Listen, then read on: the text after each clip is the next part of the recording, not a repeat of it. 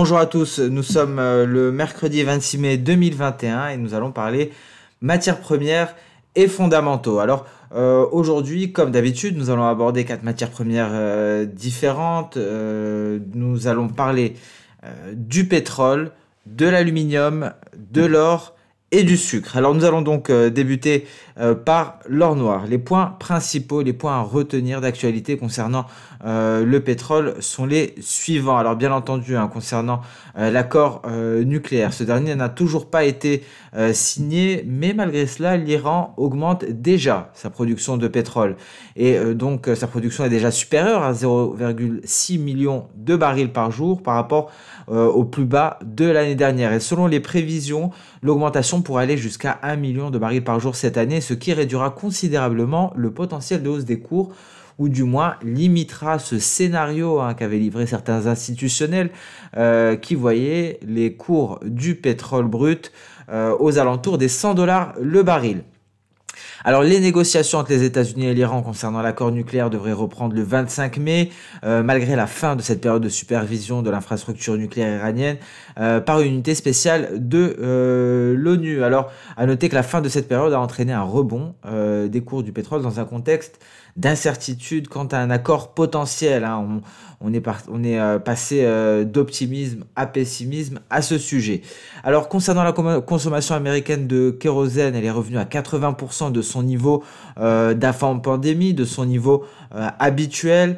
La demande d'essence de son côté devrait augmenter très prochainement. Alors pour le moment, cette dernière est inférieure de 260 000 barils par jour à la normale, mais on s'attend à une augmentation de 500 à 600 barils par jour pendant la saison estivale. Alors les stocks aux États-Unis, quant à eux, sont enfin passés sous la moyenne sur 5 ans. Souvenez-vous, on était au-dessus, on se repliait peu à peu. Alors on a croisé cette moyenne, on est passé en dessous, on va le voir graphiquement. Goldman Sachs, de son côté, soutient son scénario d'une poursuite de la hausse des cours du pétrole, et ce, malgré la menace du pétrole iranien. Et donc Goldman Sachs s'attend à des cours du pétrole à 80 dollars le baril d'ici octobre 2021. Voilà pour les points clés, voilà pour l'actualité relative au pétrole. Nous allons à présent voir ce graphique concernant la moyenne sur 5 ans des stocks de pétrole. À gauche, on retrouve donc ces stocks, et effectivement, comme on peut le voir ici, nous sommes en train de passer en 2021 sous la moyenne des 5 dernières années, qui est représentée en pointillé.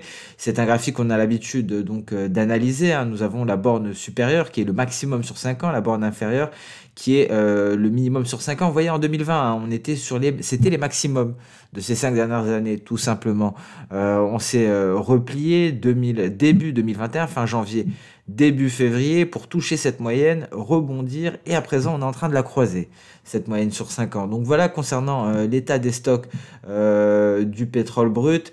Nous allons passer à la partie graphique à présent. Alors, on se rapproche d'une forte résistance. Ce sont des précédents sommets. Cette résistance pour le WTI est entre 65 et 67 dollars le baril. Cela correspond au sommet de 2019 et de 2020. Alors si on venait à casser cette résistance, c'est direction les 75 dollars ici. C'est ce niveau en rouge gras. Et donc pour le Brent, cela correspondrait à un Brent aux alentours des 80 dollars le baril. Le scénario, vous l'aurez compris, de Goldman Sachs.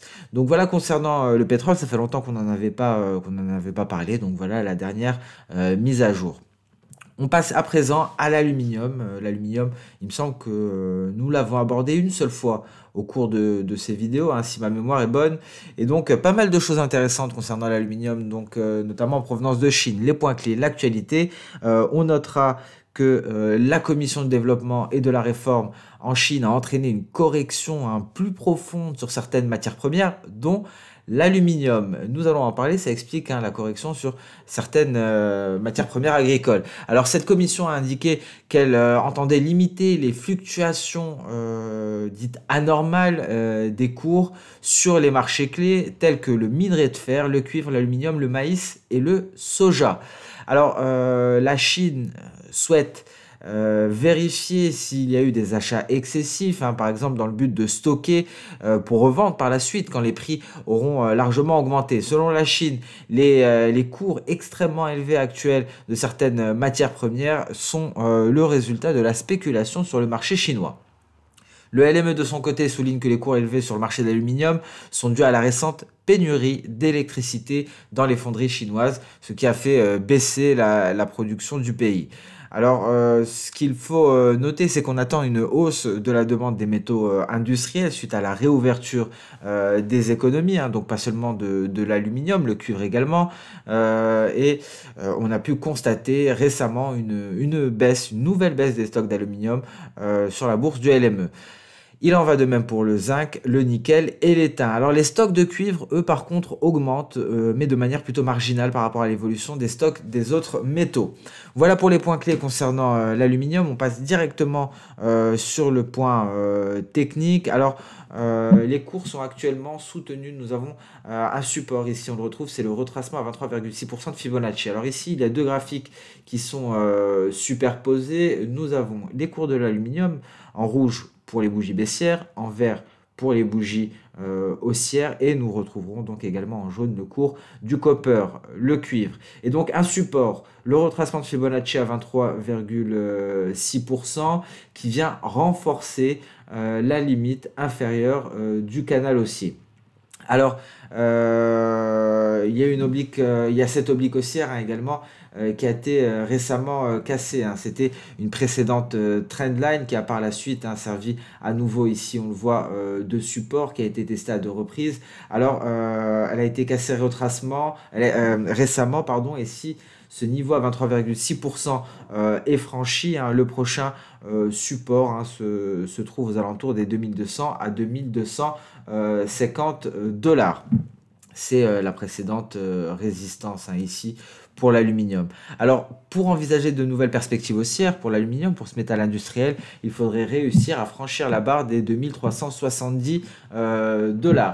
Donc voilà, on est entre deux eaux. Soit on casse le retracement de Fibonacci à 23,6% et donc la baisse devrait s'approfondir en direction des 2200-2250 $. Soit on parvient à se hisser au-dessus des 2370 $ et dans ce cas-là, on peut s'attendre à une reprise haussière. L'aluminium qui pour le moment marque une pause.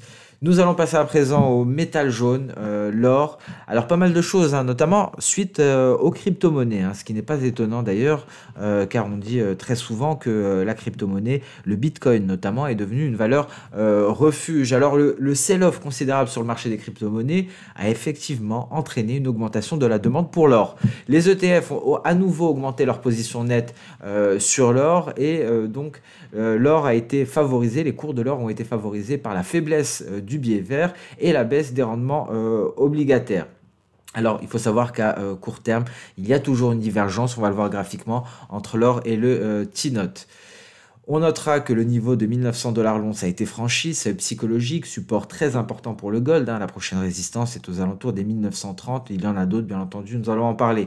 Alors, les récents commentaires en provenance de la Réserve fédérale américaine concernant un tapering, une éventuelle réduction du programme d'assouplissement quantitatif, n'a pas nui au marché. La vente hein, de reverse repo, on en a parlé lors du point hebdomadaire de lundi, montre que le marché est toujours inondé d'une quantité considérable de liquidités. Nous allons le voir également graphiquement, un graphique hein, que j'ai emprunté à la Fred, hein, la fête de Saint-Louis, des graphiques que j'utilise très souvent.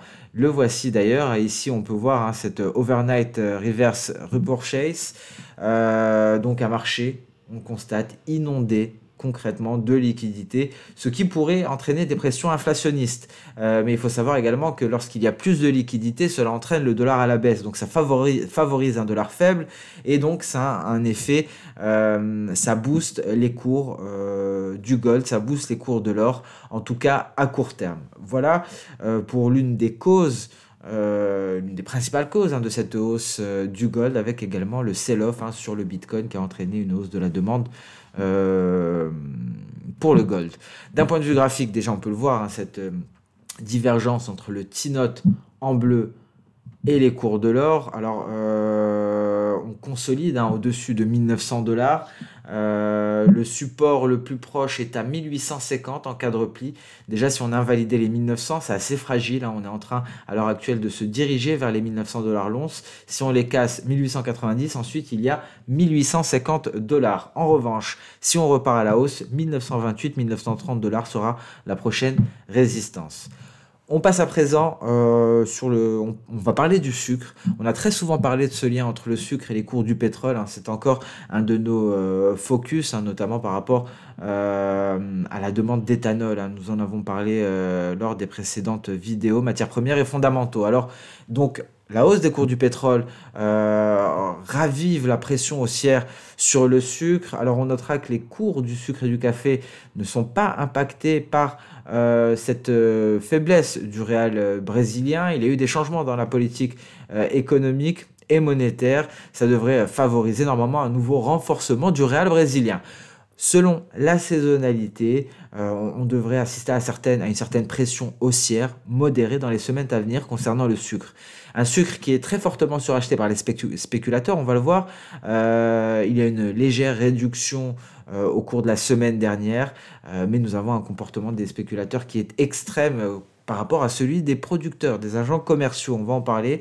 Concernant le café, la situation est similaire, mais les proportions des positions spéculatives sont semblables à celles des positions commerciales, donc des agents commerciaux. Parce que je vous le rappelle, sur le marché des futurs, il y a plusieurs agents qui interviennent, et donc leur position à l'achat ou à la vente, tout cela est répertorié par la CFTC, et ces données on peut les consulter bien entendu. On a également un oscillateur, un indicateur disponible sur la plateforme qui matérialise sous forme de courbe ces positions, que ce soit les spéculateurs, les fonds, les agents commerciaux, et ainsi de suite. Alors, nous allons le voir immédiatement, ces positions, ce COT, Commitment of Traders, d'ailleurs ça a le même nom sur la plateforme Station 5 si vous voulez l'afficher.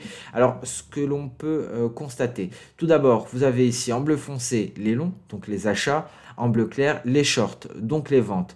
Nous avons les agents commerciaux, ce sont les différents agents ici hein, que l'on retrouve, les agents commerciaux, les swap dealers, les money managers, autres et ceux que l'on ne répertorie pas. Alors tout d'abord ce que l'on peut constater, c'est que nous avons des positions à l'achat considérables ici hein, par rapport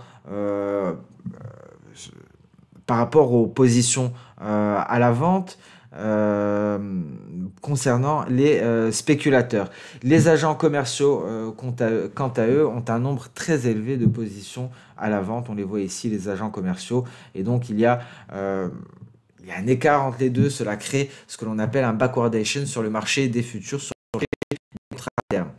Donc voilà concernant ce COT, ce détail des positions des différents agents, qu'ils soient spéculateurs ou agents commerciaux. Donc nous allons passer à présent à la partie graphique. Ici on retrouve les cours de l'USD-BRL en bleu, on retrouve les cours du sucre en vert et rouge, et en jaune on retrouve les cours du pétrole. Alors actuellement les cours du pétrole soutiennent les cours du sucre hein, parce que ça entraîne, du coup le pétrole est un peu plus cher, donc on se rue vers le sucre, donc il y a une hausse de la demande de sucre, ce qui soutient les cours.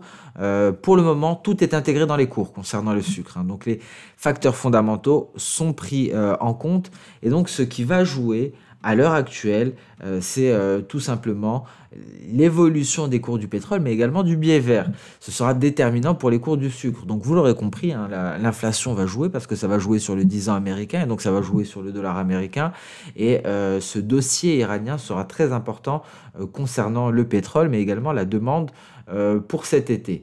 Et d'ailleurs, ici, vous retrouverez le COT hein, qui est directement reporté sur la plateforme. Et sur ce, nous allons mettre un terme à cette vidéo. J'étais ravi de vous retrouver encore une fois pour un point sur les matières premières et les fondamentaux. Il me semble que ça fait 2 semaines que je n'ai pas pu vous livrer cette vidéo. Alors, je l'espère, ce sera la dernière fois hein. On reprend comme d'habitude tous les mercredis, matières premières et fondamentaux. Merci à toutes et à tous pour votre attention. Merci pour votre temps. On se donne rendez-vous dès demain pour la prochaine revue de marché, le Good Morning Market demain matin. Au revoir.